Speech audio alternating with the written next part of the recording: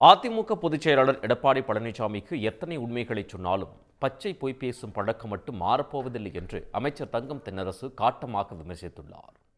தமிழ்நாட்டு மக்களிடம் மனுக்களை பெறுவதற்கு கூட பல பெயர்களை சூட்டி மக்களை ஏமாற்றுகிறது திமுக அரசு என குற்றம் சாட்டிய எடப்பாடி பழனிசாமிக்கு அமைச்சர் தங்கம் தென்னரசு பதிலளித்துள்ளார்.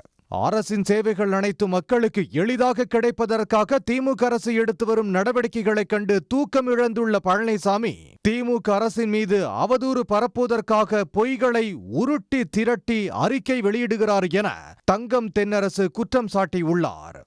தடபுடலாக ஆரம்பிக்கப்பட்ட அம்மா கால் சென்டர் திட்டமே 5 ஆண்டுகளாக தூங்கி வழிந்து கொண்டிருந்த நிலையில் அத்திட்டத்தை முதலமைச்சரின் உதவி அழைப்பு மையம் என புதுசாக மேக்கப் போட்டு கொண்டு வந்தார் பழனிசாமி என்றும், இதில் ஜெயலலிதா கொண்டு வந்த அம்மா கால் சென்டர் எண்ணும் பழனிசாமி கொண்டு வந்த முதலமைச்சரின் உதவி அழைப்பு மைய எண்ணும் 1100 என்ற ஒரே நம்பர்தான் என்றும் தங்கம் தென்னரசு குறிப்பிட்டுள்ளார். திமுக ஆட்சி பொறுப்பேற்ற 100 நாட்களில் 2,29,000 மனுக்கள் ஏற்பளிக்கப்பட்டு உரிய பயன்கள் பயனாளிகளுக்கு சென்று சேர்ந்தன என்று அவர் சுட்டிக்காட்டியுள்ளார். தற்போது வரை உங்கள் தொகுதியில் முதலமைச்சர் திட்டத்தில் 14,442 கோடி மதிப்பீட்டில் 1,251 திட்டப்பணிகள் நடைபெற்று வருகின்றன என்றும் தங்கம் தென்னரசு குறிப்பிட்டுள்ளார்.